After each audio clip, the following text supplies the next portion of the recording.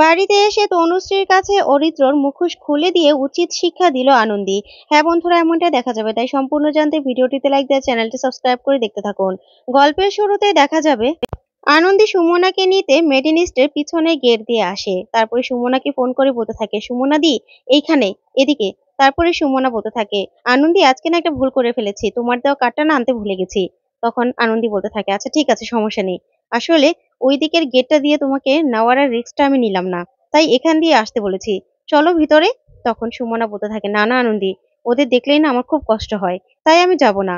ঠিক তখনই কারো হাসির শব্দ শুনে আনন্দী বলতে থাকে, কারো হাসির শব্দ শুনলাম না, হাসিটা না খুব চেনা চেনা মনে হচ্ছে, দেখি তোকে। তখনই সুমনা আর আনন্দী এগিয়ে গিয়ে দেখতে পায় যে অরিত্র একটা নার্সের সঙ্গে ঘনিষ্ঠ অবস্থায় খুব হাসাহাসি করছে, যা দেখে আনন্দী পুরো চমকে যায় আর বলতে থাকে, এত বড় সাহস, ওনার এত বড় সাহস, এইসব করছে এখানে, আজকে তো ওনাকে আমি। এই বলে এগিয়ে যেতে চাইলে সুমনা আনন্দীর মুখটা চেপে ধরে আর ওখান থেকে সরিয়ে নিয়ে যায়। ওইদিকে অরিত্র বলতে থাকে, কি ব্যাপার, কেউ একজনের চলার শব্দ শুনলাম না। তখনই মেয়েটা বলতে থাকে, হ্যাঁ তাই তো, আমাদের আবার কেউ দেখে ফেললো না তো। তখন অরিত্র এগিয়ে এসে গাড়ির এদিক এদিক দেখতে থাকে, তখন বলতে থাকে, না না, এদিকে তো কেউ নেই, মনে হয় ভুল শুনেছিলাম, চলো আমরা যা করছিলাম তাই করি। এই বলে মেয়েটাকে নিয়ে আবার চলে যায় অরিত্র। তখনই আনন্দী এসে বলতে থাকে, ছি ছি ছি, আমি না ভাবতেই পারছি না, উনি এত নোংরা, এত খারাপ একটা মানুষ, জঘন্য একটা মানুষ। না না, ওনার মুখোশ তো আমি খুলে দেবই। তখন সুমনা বলতে থাকে, আনন্দী তুমি না একদম অবুঝের মতো করছো, কেন এরকমটা করছো বলো তো, কেন করছো? তখন আনন্দী বলে, আমি যা করছি বেশ করছি, উনি এরকম করবে আর সেটা আমরা সহ্য করে নেবো, সেটা হবে না। এখনই আমি তনুশ্রীর দিকে ভিডিও কল দেবো, তারপরে ওনার সব কুকীর্তি দেখিয়ে দেবো। এই বলে তনুশ্রীকে ভিডিও কল দিলেই আনন্দী কিছু বলার আগেই সুমনা ফোনটা কেড়ে নেয় আর বলতে থাকে, না না তনু, দেখ না আমাকে কেমন লাগছে। তখন তনুশ্রী বলতে থাকে, তোমাকে তো আমি সাজিয়ে দিলাম গো, সেটা আবার বলার কি আছে। তারপরে সুমনা ফোনটা রেখে দিলে ওই পাশ থেকে তো তনুশ্রী বলতে থাকে, কি ব্যাপার, শুধুমাত্র কেমন লাগছে সেটা দেখানোর জন্য ফোন করেছিল? আমার মনে হলো আনন্দী কিছু বলতে চেয়েছিল। না, ওরা আজকে আসুক, তারপর সবটা জানতে হবে। ওইদিকে আনন্দী বলতে থাকে, সুমনাদি তুমি কেন তনুশ্রীদিকে বলতে দিলে না বলো তো? তখন সুমনা বলতে থাকে, আনন্দী তুমি কেন এরকম করছো বলো তো, তুমি তো সবটা জানো, তুমি না সবটা বোঝো, তাহলে তনুশ্রী কতটা কি জানে বা জানে না সেটা তো আমাকে জানতে হবে। এটা একটা পরিবার, এত কিছু, সবকিছু সামলে নেওয়া যায় না আনন্দী, তাই কোনো কিছু এমনিতে মুখ বুজে সহ্যও করতে হয়। তখন আনন্দী বলে, কি বলছো বলো তো, এসব সহ্য করব?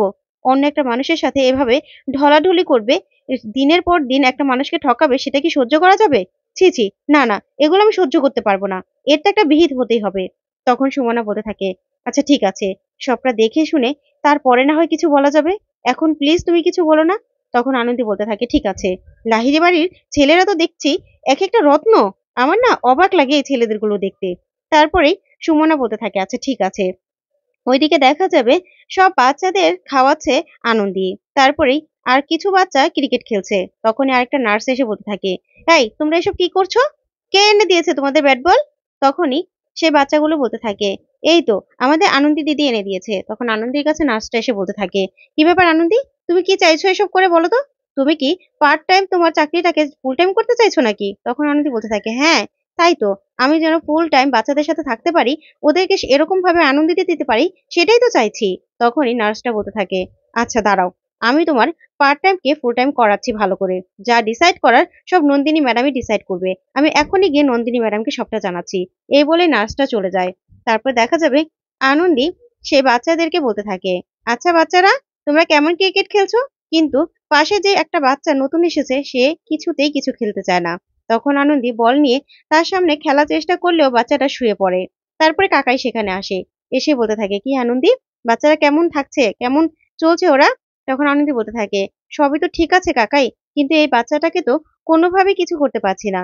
তখন কাকাই বলতে থাকে, আসলে জানো তো, ও না ক্রিকেট খেলা খুব ভালো, আর ক্রিকেট খুব খেলতে পছন্দ করে, ওর বাবা একটা ক্রিকেট খেলার কোর্সে ভর্তিও করে দিয়েছিল, কিন্তু এখন লাঞ্চের সময় হওয়ার পর থেকে ছেলেটা খেলতে পারছে না, শরীরে জোর নেই তো, তাই না ও একদম ভেঙে পড়েছে। তখন আনন্দী বলতে থাকে, ও আচ্ছা, সেই জন্যই এরকম খেলতে দেখে, বাচ্চাদেরকে খেলতে দেখে এরকম করে মন খারাপ করে বসেছিল। তখন কাকাই বলতে থাকে, হ্যাঁ তাই তো, দেখো না কেমন মন মরা হয়ে আছে, কারোর সঙ্গে কোনো কথাও বলছে না, আর খাওয়া দাওয়া ঠিক করে করছে না। তখন আনন্দ বলতে থাকে, আচ্ছা কাকাই, আমাকে আজকে রাতটুকু একটু মেডিরেস্টে থাকার ব্যবস্থা করে দিতে পারবেন? তখনই কাকুমণি বলতে থাকে, আচ্ছা ঠিক আছে, কতটুক কি ব্যবস্থা করে দিতে পারবো আমি জানি না, তবে আমি চেষ্টা করব, ঠিক আছে। এই বলেই কাকুমণি সেখান থেকে চলে যায় আর আনন্দী বাচ্চাটার কথাই ভাবতে থাকে। ওইদিকে দেখা যাবে রাত হয়ে গেছে। তখন সবাই বাড়িতে। তারপর দেখা যাবে তনুশ্রী আর সুমনা সবার ছেলেদের জামাকাপড় থেকে পকেটে কি আছে সেটা বের করছে। আর তনুশ্রী বলছে, "দেখো, আমাদের কাজই এটা। ওনারা আসবে, জামাকাপড় ছেড়ে এভাবে রেখে দেবে, আর আমরাই কাচতে দেব। আমাদের আর কাজ কি?" তখন সুমনা বলতে থাকে, "তাই তো।" তারপরে দেখা যাবে তনুশ্রী হঠাৎ করে ওর বরের পকেট থেকে একটা রুমাল বের করে, যেটাতে লিপস্টিকের দাগ ছিল। যা দেখে তনুশ্রীর সাথে সাথে রুমালটা লুকিয়ে ফেলে। ওইদিকে দেখা যাবে আনন্দী এই ব্যাপারটা দেখে বলতে থাকে, "কি ব্যাপার?" তনুশ্রীর দিয়ে মনে হলো একটা রুমাল রুমাল লুকালো না? আর সেই রুমালে লিপস্টিকের দাগ ছিল। ওই মেয়েটা তো এই লাল লিপস্টিকই পরা ছিল। না, না, আমাকে যেতে হবে। এই বলেই আনন্দী এগিয়ে আসে। এগিয়ে এসে তনুশ্রীকে বলতে থাকে, "কি ব্যাপার তনুশ্রীদি? কি লুকোলে তুমি? তোমার বরের পকেট থেকে কিছু একটা নিয়ে টপ করে লুকিয়ে ফেললে। কি লুকিয়ে গো?" তখন তনুশ্রী বলতে না চাইলেও আনন্দী তার কুঁচো থেকে সেই রুমালটা বের করে ফেলে। আর বের করে বলতে থাকে, "ওমা এটা? এটা লুকোচ্ছিলে? এত রোমান্টিক তোমার? দাঁড়াও, দাঁড়াও। এখনই আমি ডাকছি।" এই বলে মেজদা, মেজদা বলে চিৎকার করে ডাকতে থাকে অরিন্দ্রকে। তখনই অরিন্দ্র এসে বলতে থাকে, "কি ব্যাপার? তুমি আমাকে এরকম করে ডাকছো?" তখনই আনন্দী বলতে থাকে, "হ্যাঁ, আপনার না আজকে সব ধরা পড়ে গেছে। আপনার অনেক বেশি একটা ইম্পোর্টেন্ট জিনিস আমি দেখে ফেলেছি।" তখনই অরিন্দ্র বলতে থাকে, "তনুশ্রী, এসব কি হচ্ছে? তুমি ওকে দিয়ে আমাকে এসব কথা বলাচ্ছ? আর ও হেসে হেসে আমার সাথে এরকম করে কথা বলছে কেন?" তখন তনুশ্রী ভয় পেয়ে যায়। আর আনন্দী এসে বলতে থাকে, "ওমা, দিদিকে কেন আপনি বকছেন? আমার হাতেই তো এই যে আপনার আপনার এই জিনিসটা পড়েছে। আপনি কি রোমান্টিক দাদা, সত্যি, হাউ সুইট।" এই বলে রুমালটা অরিত্রর সামনে ধরলে অরিত্র রেগে যায় আর বলতে থাকে, "তনুশ্রী, এসব কি? এসব কি?" তখন রুমালটা তনুশ্রীর দিকে ছুঁড়ে মেরে বলতে থাকে, "এখানে যেন লিপস্টিকের দাগ আর একটুও না থাকে।" এই বলে অরিত্র সেখান থেকে চলে যায়। তখন তনুশ্রী রুমালটা হাতে নিয়ে নেয়। তারপরে রুমালটা হাত থেকে আনন্দী নিয়ে আবার বলতে থাকে, "একটুও যেন দাগ না থাকে।" এই বলে ছুঁড়ে ফেলে দেয় আর বলতে থাকে, "তোমরা আর কতদিন মুখে চাপা দিয়ে এভাবে সহ্য করে যাবে বলো তো?" তখন সুমনা আর তনুশ্রী বলতে থাকে, "কি করবো বলো তো? তুমি না এগুলো নিয়ে আর কোনোদিনও কোনো কিছু বলো না।" তখন আনন্দী বলতে থাকে, "কেন বলবো না? তোমাদের কি বলেছিলাম? কিছু বলতে না পারো ফুস করবে? কেন করছো না? কেন? কেন এসব সহ্য করছো? যত দিন যাবে এর পরিমাণ কিন্তু ততই বাড়বে। তখন সেটা সামলাতে পারবে তো?"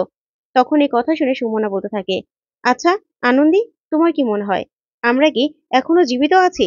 যে মেয়েদের সাথে এত কিছু ঘটে, এত অত্যাচার হয়, তারা কি জীবিত থাকতে পারে?" যা শুনে তনুশ্রী অবাক হয়ে যায়। তারপর রুমালটা হাতে নিয়ে নেয়। হাতে নিয়ে বলতে থাকে, "না, এটা আমি কাচবো না। একদম না। অন্যের পাপ আমি কেন ধুয়ে মুছে দেব?" এই বলে তনুশ্রী রাগ দেখাতে থাকে। যা দেখে আনন্দী অনেকটা খুশি হয়। তারপরে দেখা যাবে আনন্দী আদিকে গিয়ে বলতে থাকে, "আচ্ছা স্যার, বলুন তো, আমি যদি কোনো পরপুরুষের সাথে হেসে হেসে কথা বলি আপনার কেমন লাগবে?" তখন আদি বলতে থাকে, "অসম্ভব। অন্য কেউ আপনার সাথে হাসতে পারে, কিন্তু আপনি হেসে হেসে কথা বলবেন? অসম্ভব। আপনি তো ঝগড়ুটে।" এই বললেই আনন্দী আদির সাথে ঝগড়া করতে থাকে। তখনই কাকুমণি আসে আর এসে বলতে থাকে, "আনন্দী, তোমার জন্য মেডেনিস্টে আমি রাতে থাকার ব্যবস্থা করে দিয়েছি। তুমি কি ঝগড়া শেষ করে যেতে পারবে?" তখন আনন্দী বলে, "হ্যাঁ, হ্যাঁ, যেতে পারবো তো।" তারপরে আনন্দী আদিকে এসে বলতে থাকে, "স্যার, আমি একটা বাচ্চাকে সুস্থ করার চ্যালেঞ্জ নিয়েছি। আমি যাচ্ছি। আর সবথেকে বড় কথা, আপনি না আজকে আপনার বিছানায় একাই গড়াগড়ি কেশ ঘুমোতে পারবেন।" তখন এই কথা বলে আনন্দী চলে যায়। তারপরে বাচ্চাটার সাথে খেলায় মেতে ওঠে আনন্দী। আর বাচ্চাটাকে নিজের বন্ধু বানিয়ে নিয়ে তারপর বাচ্চাটাকে খাওয়াতে থাকে। যা দেখে খুশি হয়ে যায় সবাই। ওইদিকে আদি একা একা ঘুমোতে না পেরে ও মেরিনেস্টে গিয়ে আনন্দের কাণ্ড দেখে মনে মনে বলতে থাকে, সত্যি আনন্দী না ম্যাজিক জানে। তারপর সকালবেলা আনন্দী বাড়িতে ফিরতে গেলে হঠাৎ করে ওর দাদা ওর পিছু নেয়। তখন ওর দাদা এসে বলতে থাকে, "কিরে আনন্দী, রকেটকে খুব মিস করছিস তাই না? রকেটের সাথে কথা বলবি নাকি? যোগাযোগ করিয়ে দেবো?" তখন আনন্দী বলতে থাকে, "দাদা, তুই কোনোদিনও পাল্টাবি না তাই না? পাল্টাবি না তো?" তখনই ওর দাদা বলতে থাকে, "আনন্দী, কিছু টাকা আছে নাকি? দে না, দে না, তো ব্যাগে কি আছে?" তখন আনন্দী ওর দাদাকে বলতে থাকে, "শোন দাদা, যা করেছিস অনেক ভালো করেছিস। তুই না আমার সামনে আর কোনোদিন আসবি না। যদি আসিস না, তোকে পুলিশের হাতে তুলে দেব।" এই বলে ওর দাদাকে সেখান থেকে তাড়িয়ে দেয় আনন্দী।